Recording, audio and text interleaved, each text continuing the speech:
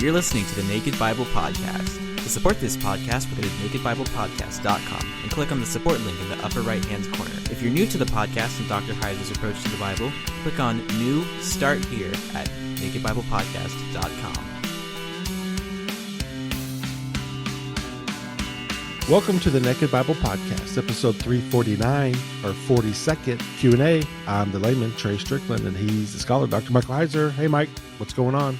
Other than you losing in fantasy. I know, it's pretty hopeless, to be honest with you. You know, I had such a good draft. I had I don't even want to think about who I don't have now. I had three solid running backs in the draft. You know, one was Le'Veon Bell. He got hurt early, so I cut him. And then the other two are now in injured reserve. So I'm like literally looking for people with pulses. You know, yeah. I don't know if I'll win another game the rest of the year. It's just bad. Yeah. Well, I don't know. I really don't feel bad for you. So, you know, I don't know what I know to say. You don't. Yeah. I don't know what to say to that. But those are the breaks. Those are the breaks, you know. I hear you. Well, if I'm undermanned, I'm easy pickings. So yeah, I can't help but smile. I don't know why. But you know, it is what it is. But hey, Mike, yeah, it is what it is. Our poll, you know, last week closed, and I just wanted to again thank everybody that voted in our next book study. And Mike, you'll find it interesting that we had somebody from all 50 states vote in America, so that's pretty cool. And then we had people vote in 77 different countries around the world. Wow. That's crazy, actually. That is crazy. We appreciate South Dakota was holding on there for the longest time. So finally a couple people voted from South Dakota. So if you're in South Dakota and you voted in the poll, you know who you are. Yeah, thank you. You were the last state to hold out, but we finally got it. But 77 different countries. That's pretty impressive. So thank you. Yeah, it is. Everybody. Thanks to everybody who did vote. Yeah, absolutely. And a lot of countries in Africa, you know, there's quite a few of them in there. You know what we should have done, Trey? We could do this, I guess, in 2 years or maybe 4 years. But little stickers that are the Naked Bible logo that says "I voted." There you go. You know, that would have been perfect. You know, for this week. It would have been. This is why I'm not in marketing. I think of great ideas after they're too late. So yeah, well, and the logistics of me or you having to ship 77 stickers around the world probably, you know, doesn't. Or well, just even in the U.S., you know, because it's the election. Sure. You know, sure. Our I voted little sticker would look different than everybody else's, but so it might generate a question. Okay, I'll confess it's a dumb idea, but it sounded good. But the more you talk about it, the dumber it's. It sounds good in theory, you know, but then we'd have to collect addresses, and then we'd have to I don't deal with stamps, Mike. I'm going to be honest with you. I don't write checks. I don't deal with the mail. If you're not online, I'm not paying you. So don't send me a bill. If you're utilities or you're anything, I am not going to pay you if you don't have an online option, because I don't write checks. I don't have stamps, and I'm never going back. Well, you don't even do stamps.com, and they're not supporting the podcast, but maybe they should after this episode. No, I'm not doing stamps ever again. The days of having, I'm barely old enough to remember having to write out a check, like if you go to the grocery store and everybody's sitting there waiting, you know, to get checked out, and you have to fill out your checks, you know. It's amazing how those are the lines.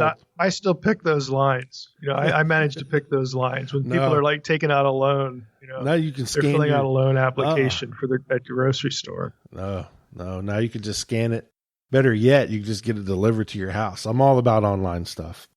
You don't want to watch the lady in front of you pull out a wad of coupons, like there's 300 coupons. I will literally just abandon my basket and leave all my stuff there and walk out the store.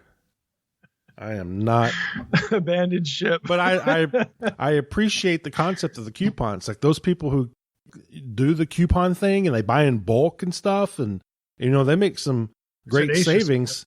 You know, but then you got a basement full of 5 Tides, 17,000 soaps, you know, 47 toilet paper, which is good, but you know, I'm just see. Then they can go digital and sell that stuff on eBay. That's true, especially when there's another panic. Yeah, and then if they home deliver it, I'll be your first customer.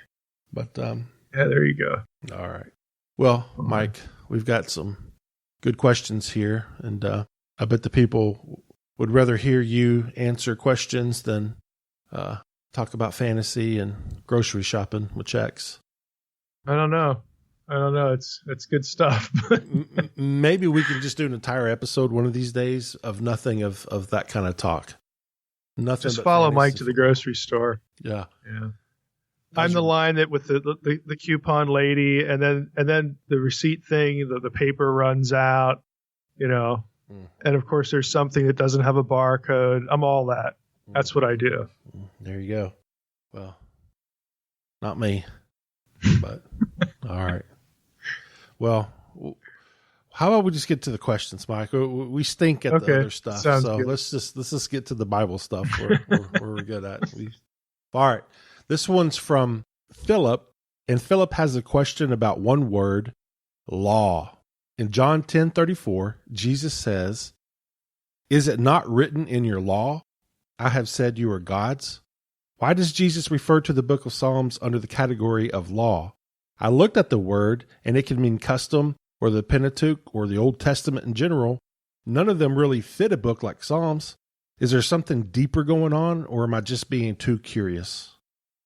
Well, you sort of answered the question already. If it can refer to the general Old Testament, the Psalms are in the Old Testament, so there you go. But to drill down a little bit more, that phrasing happens elsewhere. You get it in John 12:34, John 15:25.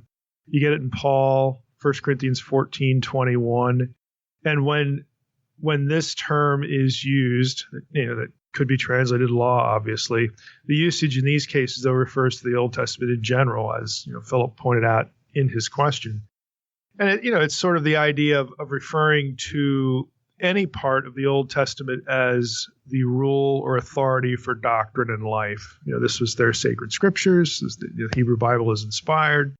So they could and did use this word in that sense. This is our general rule for faith and practice, so to speak.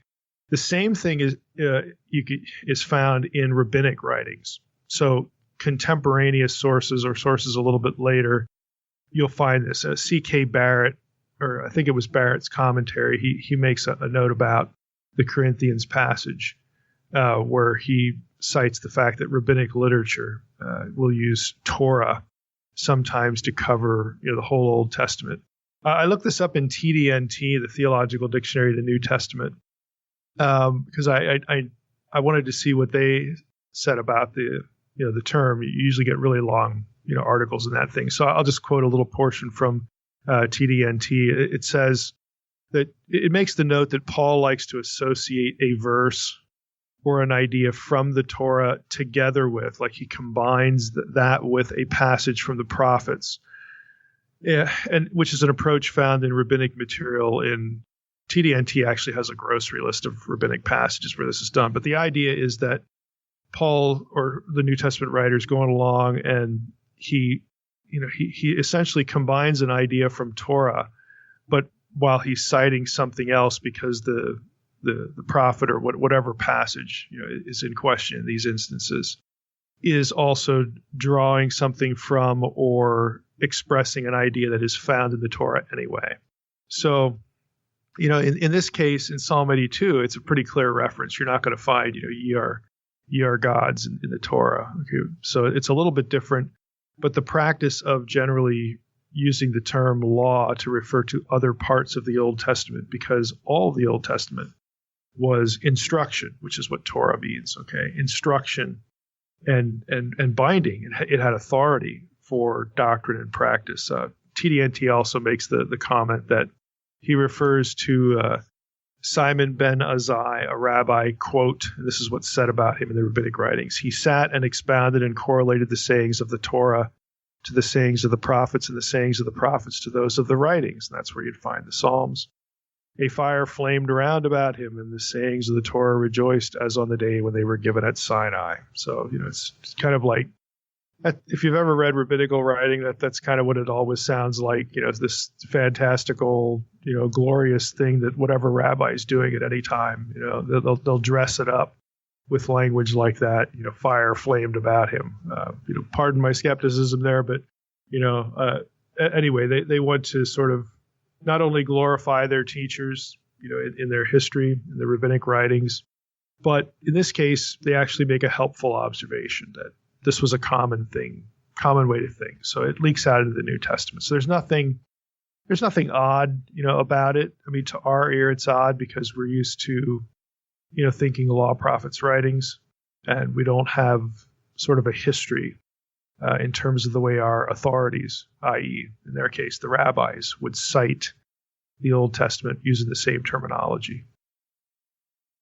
Keith has our next question. I always assumed that the Lord's Prayer on earth as it is in heaven meant that the Lord's will was done in heaven, but that human rebellion on earth meant that it was not achieved on earth, at least not at this time. Yet the sin of the watchers, war in heaven, and other language bucks against this understanding. What is the proper understanding? Yeah, I think we have a little bit of a conflation here. When I hear sin of the watchers, I think of Genesis 6, and there's no war in heaven described with respect to the Genesis 6 event. I mean, there is a transgression, but my point is you don't get the war in heaven language there. But setting that aside, the Lord's Prayer expresses the desire that God's will be done on earth as it is in heaven. So it's pretty clear in that respect. The idea is that God, the prayer expresses the desire that God be king on the earth as he is in heaven. It's a prayer that expresses a wish, looking forward to that day. And, obviously rebellion is what has led to the disconnect and impedes that vision, from being accomplished, at least at the present time. But rebellion doesn't and won't prevent it. Okay. Hence the prayer, just expressing the desire. There's no sense in the passage that it's not going to happen. It just expresses the desire of the heart that it will happen, soon. It's a wish, it's a prayer, it's a desire. So I think the meaning of it generally is pretty clear, but I don't see anything really having to do with the watchers in, the language here or in the circumstances that the rule of God is being impeded. I don't see anything specific. In other words, that goes back to that episode. Derek has our next question. What is the reason that Deuteronomy 27:5 has the Israelites being instructed to build an altar without using an iron tool? I see where Exodus 20:25 states that altars will not be made of hewn stone because stones are made profane or polluted when hewn. Commentaries mostly skip over the reasoning, though some suggest it might lead to accidental idolatry. The Watchers passing technology to man came to my mind and wondered what Dr. Heiser's thoughts were on the prohibition. Yeah, generally, I don't think this derives from the sin of the Watchers, that episode, as metals could be and were used legitimately by Israelites in other contexts, lots of other contexts. It's an interesting verse, though. The altar, Deuteronomy 27:5 has this instruction where the altar is to be built from stones unhewn, just stones in their natural state. They are uncrafted, unhewn. They're not touched in any way or fashioned in any way. And this actually follows the rule earlier in Exodus. Exodus 20:25 has the same thought. Let me just read Exodus 20:25, the earlier reference here, just so people can be aware of that other one. If you make me an altar of stone, you shall not build it of hewn stones. For if you wield your tool on it, you profane it. And it actually gives a reason there, but the question is, well, how? Okay. So I looked this up in a couple commentaries just, to see what they would say. And they all basically say the same thing. Like, T-Gay is pretty blunt. The reason for the prohibition is uncertain. That's essentially what they say. Like, we don't know. But I have an article on this, and I'm going to read a little bit from this article. It's Saul Olyan, who's he's known for lots of things in Old Testament study. lots of ritual stuff and even, angelic stuff, at least in rabbinic material. But Olean actually produced an article on this. It's called Why an Altar of Unfinished Stones. Subtitle is Some Thoughts on Exodus 20:25 and Deuteronomy 27:5 and 6. And this is from a scholarly journal. ZAW is the abbreviation. It's a German journal, but this article is in English, so 1996. And he writes this. I'll just a few excerpts that I think are kind of interesting.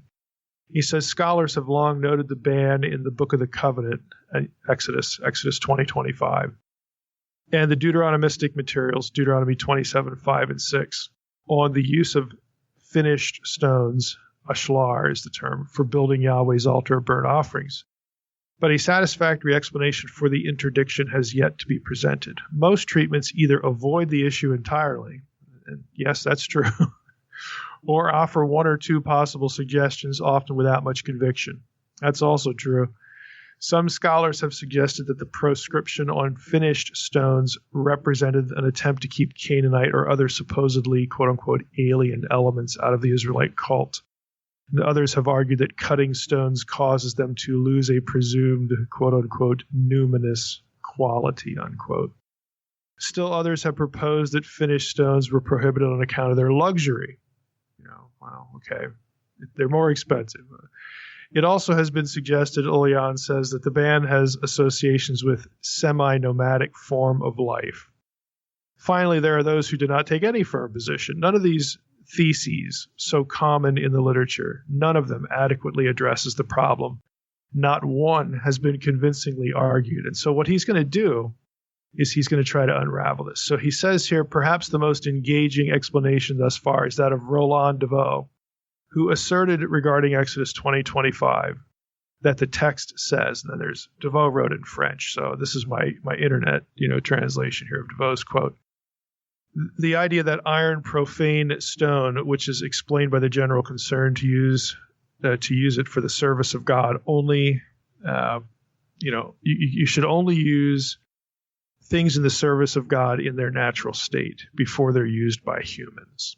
Okay, so that's essentially what Deveau is saying. Now Olean says that Deveau identifies the preservation of the natural state, okay, of something used in the cult as the underlying general concern behind this prescription. And I think he's onto something here because of the comment in Exodus 20:25 about if you use hewn stones, then you profane them. Okay, so there's something about natural state versus something worked on that profanes them.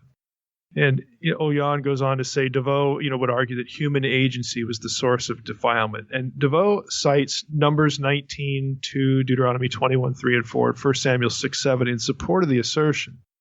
Each of those passages concerns an ox fit for sacrifice or ritual slaughter because it has never had a yoke put on it. So it hasn't served any human use. Like the stones of the altar, the ox has never been defiled by human agency. It exists in its natural state.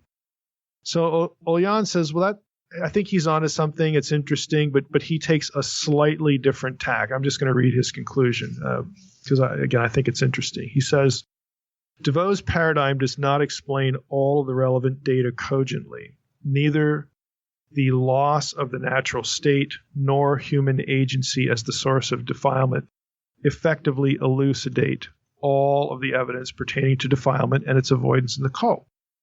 Not all sacrificial animals in their natural states are acceptable to Yahweh, so there's that.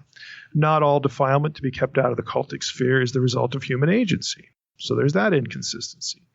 I suggest, Olean says, that the proscription is more convincingly explained as one expression of a concern broadly attested in various biblical sources, and that is to separate the deity and his space, conceived as holy, from forms of physical alteration understood to produce defilement of that space.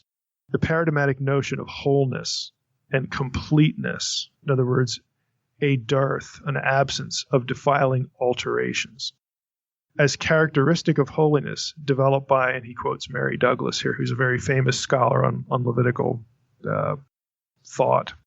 This idea developed by Douglas with regard to the bodies of sacrificial animals and priests may be applied more broadly to include the stones of the altar in the temple and anchored firmly in philological, exegetical analysis of the range of the terms used in the passage. So in more standard English, what he's saying is, DeVoe's onto something here, but we need to think of it more broadly, that if you... How can I summarize this? He's saying this is one means by which a deity's sacred space and common space are distinguished. If it's common space used by humans, well, then humans have done things to it to make it their living space. Whereas, sacred space, you don't do that. You use things that you don't have to change. It's kind of like a creation order argument.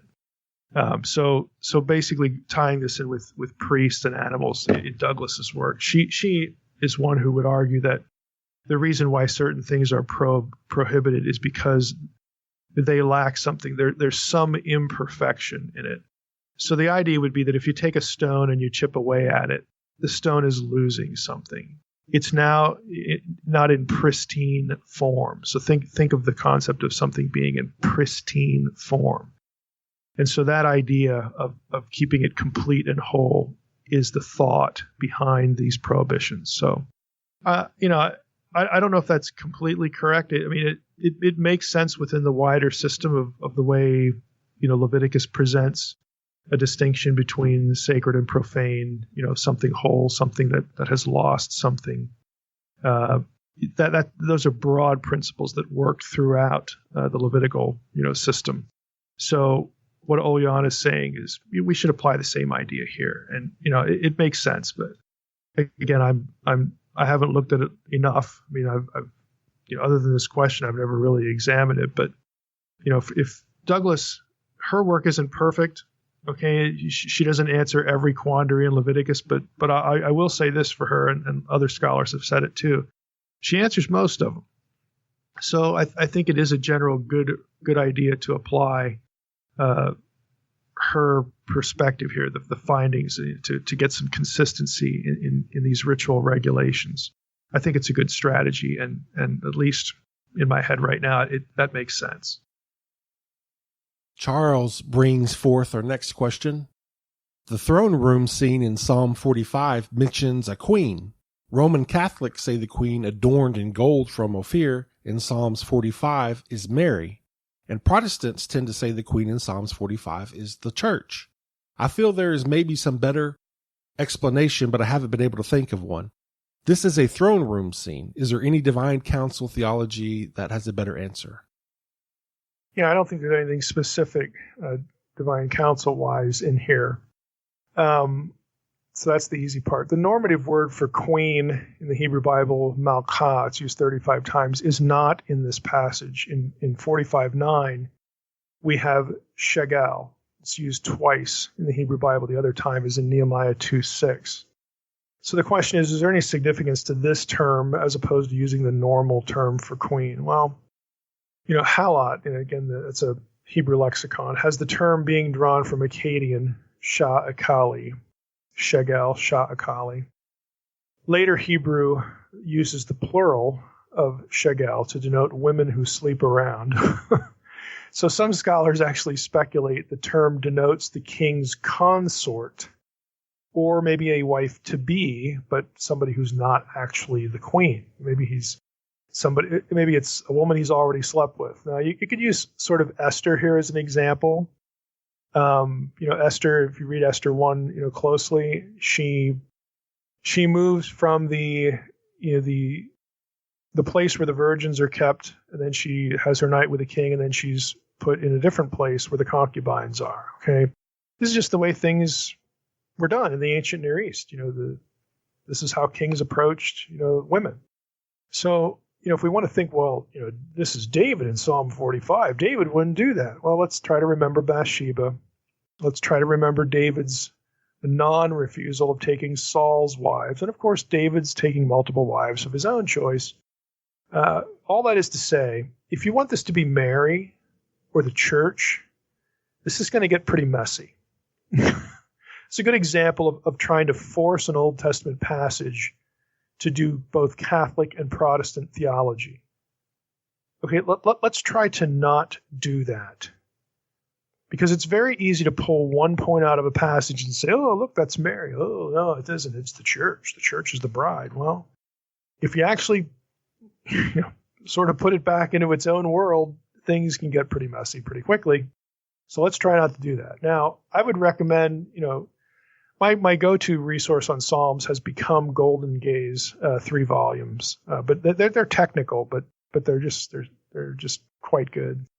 So I'm going to refer to him here. Golden Gay notes that to this point in Psalm 45, if you're reading through the Psalm, the marriage has not yet occurred. So it may refer, that this woman here in the picture may refer to the potential bride who is not yet the queen, in which case we wouldn't have a queen. Okay, obviously, they're not married yet. The king has to marry you to be the queen. Okay, they're not married yet, so we don't have a queen.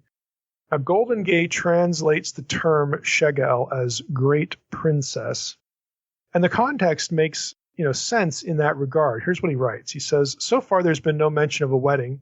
There's no need to interpret verses 8 and 9 as relating distinctly to a wedding scene.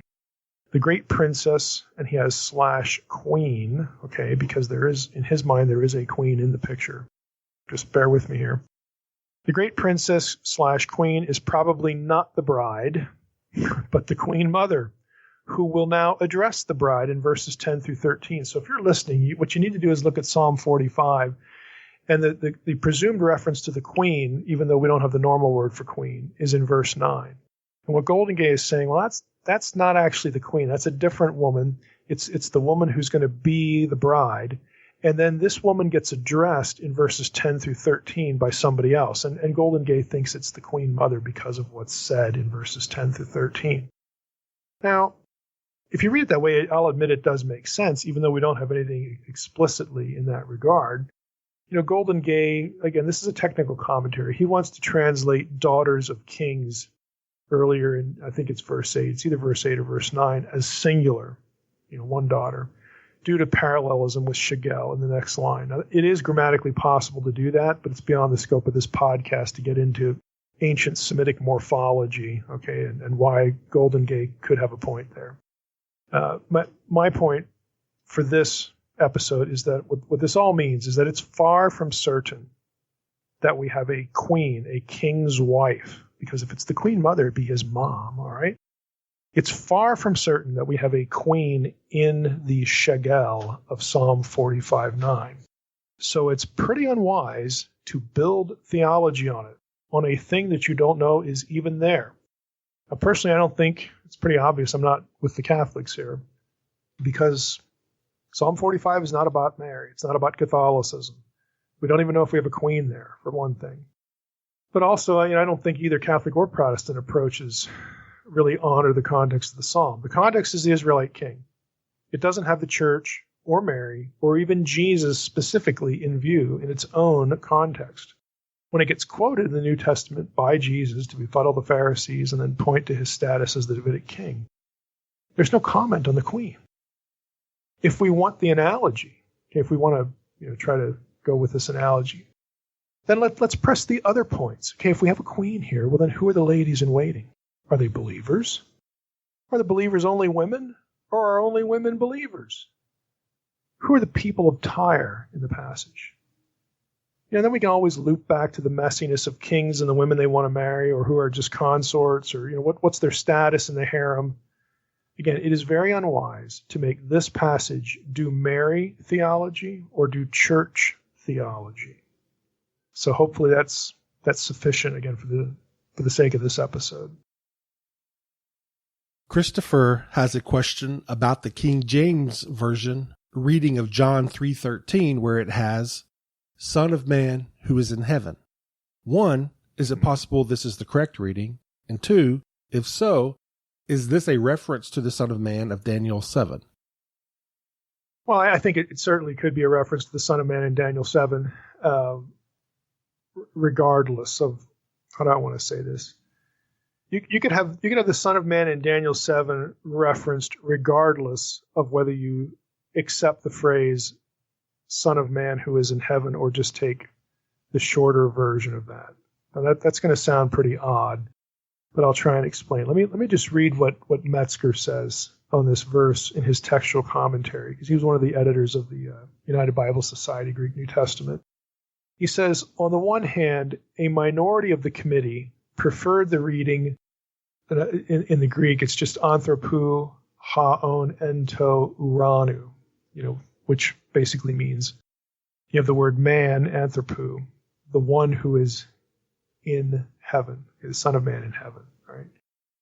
So a minority of the committee preferred that reading, arguing that, number one, if the short reading, again, just Son of Man, supported almost exclusively by Egyptian witnesses were original, there is no discernible motive that would have prompted copyists to add the words, the one who is in heaven, resulting in a most difficult saying. And he adds here in parentheses, the statement in 1:18 not being parallel, that's John 1:18, would scarcely have prompted the addition. Secondly, Metzger says the diversity of readings implies, the fact that you have different readings, implies that the expression, the Son of Man, the one who is in heaven, having been found objectionable or superfluous in the context, was modified either by omitting the participial clause, blah, blah, blah, blah, blah. What you have here in English is that, look, if you go to John 3:13, I'm just going to go there. We'll see what ESV has. See what ESV does with this. Here it says, no one has ascended into heaven except the one who descended from heaven, the Son of Man. Then it has a footnote. After the Son of Man, some manuscripts add who is in heaven, the one who is in heaven. So does the original text just say Son of Man, or does it say the Son of Man who is in heaven?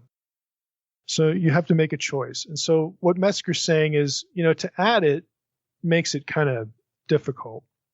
So why would anyone have added? Usually what scribes tend to do is they tend to take a difficult, passage and try to simplify it, for readers.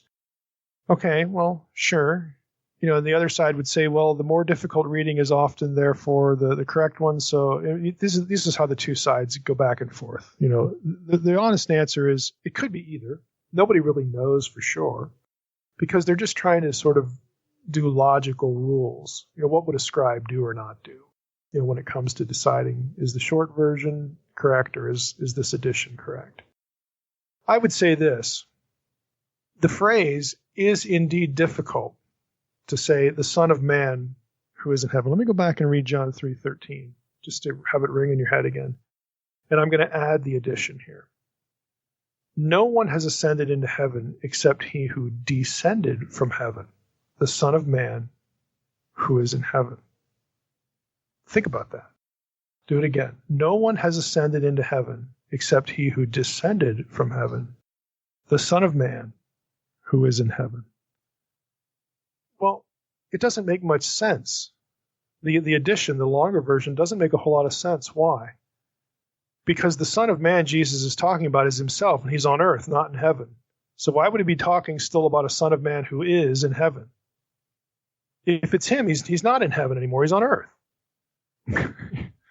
Either way, since you have the phrase Son of Man, I think that you can loop Daniel 7 into this, because Jesus is applying this to himself. And you'll see this in other passages. Again, I don't think every reference to Son of Man, is pointing to Daniel 7, really far from it.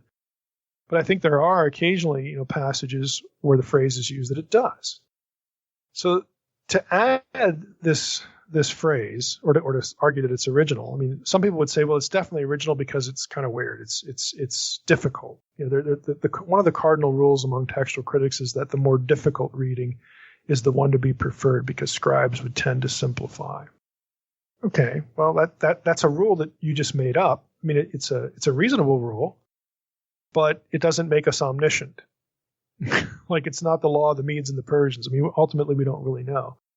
But again, what I will say is that it really is kind of odd to be there. So my thinking is, I would lean toward the side that it was added. Again, even though that violates sort of the cardinal ideas of textual criticism, you just made it more difficult. Well, maybe somebody's trying to more explicitly link the phrase to Daniel 7. They felt some urge to do that. Who knows? I don't know. But to me, the whole thing just doesn't make much sense, because if it's applied to Jesus, and I think it is there in context, then Son of Man's not in heaven anyway. Now, I would say no matter which one you pick, the idea of Jesus' preexistence is certainly not harmed, because the preexistence of Jesus is taught in a number of passages, not just this one. So I don't think we need to worry about that, theologically. That idea theologically does not derive from John 3:13. So the short answer is, yeah, it's possible. But again, I think it's kind of clunky to have it there just because the Son of Man, Jesus, is on earth. He ain't in heaven anymore when this line is uttered. Gloria in Toledo, Ohio, has a question, and it is, how does one pray in light of the Deuteronomy worldview? How does one pray for the unsaved in light of free will? Regarding binding and releasing, Matthew 18 does not talk about prayer, and yet I hear this frequently. Can you bind spirits for other people? Yeah, I'm going to presume Gloria means Deuteronomy 32 worldview here. And so I don't, it's hard for me to see a problem in the first two of these. How would you pray in light of the Deuteronomy 32 worldview? Well, you would pray for the fulfillment of the Great Commission. Because the Deuteronomy 32 worldview is about the diminishment, of the kingdom of the principalities and powers, the Gentiles being looped back into the family of God. It's linked to the Great Commission because of Paul's reference to the fullness of the Gentiles being brought in, which is a precursor to the second coming in the day of the Lord in the end. Okay, so how do you pray in light of that? You pray for the fulfillment of the Great Commission. How does one pray for someone who's not a believer in light of free will? Well, they do have a free will, so you would pray that they believe. You pray that they would use that free will to accept the gospel. So I don't really see what. I could be missing something in the question, but as it pops into my head here, I don't really see much of either problem here. I'm not sure what's troubling with respect to both of those. Now, the third one, regarding the binding and the loosing, in the episode that we did on this topic, I spent a good bit of time going over why the language of binding and loosing refers to exorcism. When demons are exorcised, they are, of course, in other people. They're not in the exorcist. So if the question is, when she asks, can you bind spirits for other people? If the reference is to what the passage actually means, what the phrase actually means, can you exorcise demons from other people? Well, the answer would obviously be yes. This is what happens in the New Testament. And that, of course, isn't unique even in the modern world. So if that's what it means, again, that's pretty easy. But what I sense here is that this binding and loosing idea is often associated with, not with exorcism, but with other things. Sort of, maybe the question is coming from the world of deliverance ministries, which is ironic. I did an interview yesterday where the two guys interviewing me had come out of a deliverance ministry, and this is exactly what they wanted to talk about. That, again, to sort of loosely quote them, they came from a tradition that basically all of your problems, your sins, the things going bad in your life, there's a demon behind every one of them. So there's a demon of lust. There's a demon of, depression. There's a demon of, just behind the coronavirus or not having a job or, all these things that sort of people can be afflicted by, the things that cause them concern in life. There was in their tradition, there was sort of a demonic reason for all of it. And I asked them, is there a demon of incompetence? And I didn't mean that as a joke. I was serious about it, because my follow-up question is, do we ever get to make a mistake and be accountable for it? And I use that as a segue to getting into my own feeling is that when we blame our sins and our failure to trust God on demons, we dismiss our own responsibility and we turn ourselves into victims. And that is not the New Testament portrayal of either sin or the struggle of the Christian life. You don't have passages that link specific demons to specific sins. You just don't. In the New Testament, you have quite the opposite. And I'm going to, let's see here. The easy path here would be to quote a little bit from my Demons book, but I'm going to just try to summarize this. I mean, for instance, there are New Testament warnings about, giving opportunity to the devil, Ephesians 4:27. Practicing sin over and over again. Practicing sin is of the devil, 1 John 3:8. I mean, there are these kinds of verses, but there are lots of verses that link the struggles, with sin and otherwise, to ourselves. There's a whole New Testament theology about the flesh versus the spirit for believers. For Paul, for James chapter 1. I mean, just look at James, chapter 1. That I might as well just go and read it so that people can have this in their heads. In James chapter 1, he writes this. Let's see here.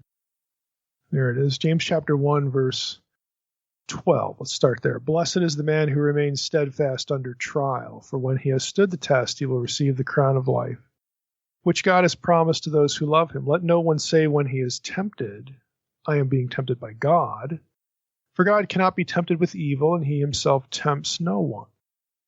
But each person is tempted when he is lured and enticed by his own desire. Then desire, when it has conceived, gives birth to sin, and sin, when it is fully grown, brings forth death. I mean, the passage doesn't say each person is tempted when he's lured away by the demon of fill in the blank. I mean, you don't have this in New Testament theology.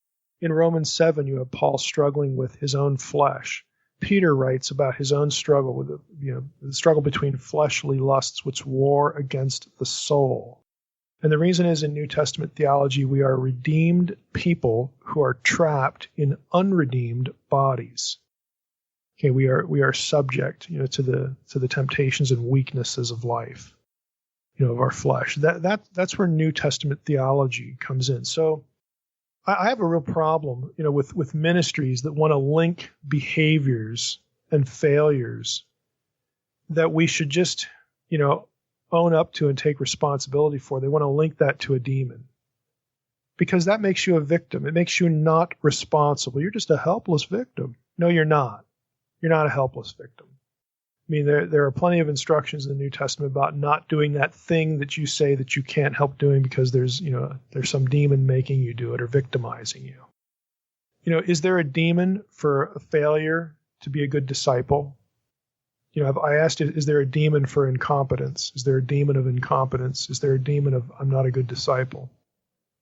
These are serious questions that I don't see getting asked in certain Christian contexts that I think need to be asked. And so I bring all this up because I don't know that this is behind the question, but I suspect that it is, because if it's just, if binding and loosing refers to exorcism, which I believe it does, again, we spent a whole episode on that. I think that's abundantly demonstrable. Then yeah, that is a problem that we can address that to help other people. But so I don't think that this refers to specific demonic forces behind things that we're doing and shouldn't be doing or struggles we have. Now, that is not to say that there's no input from the spiritual world, because you do have these passages about, again, giving place to the devil and being tempted, by the devil to do this or that. I mean, there's a role to play there, because we're conscious beings. We have, the spirit world, as conscious beings. I mean, there's some relationship there. But to sort of use that relationship to cancel out what are really dozens of passages in the New Testament about personal discipleship and personal responsibility, to me, is really theologically aberrant and frankly unwarranted and really, really unwise. All right, Mike, another episode of good questions and good answers. We appreciate everybody that sent in their questions. Again, you can send me your questions at treystrickland@gmail.com. And Mike, next week we're going back to another single topic. Yeah, we're gonna talk about a specific word, a single word that a lot of Christians know this and throw it around, but the word chesed, typically translated as something like loving kindness or steadfast love in the Old Testament.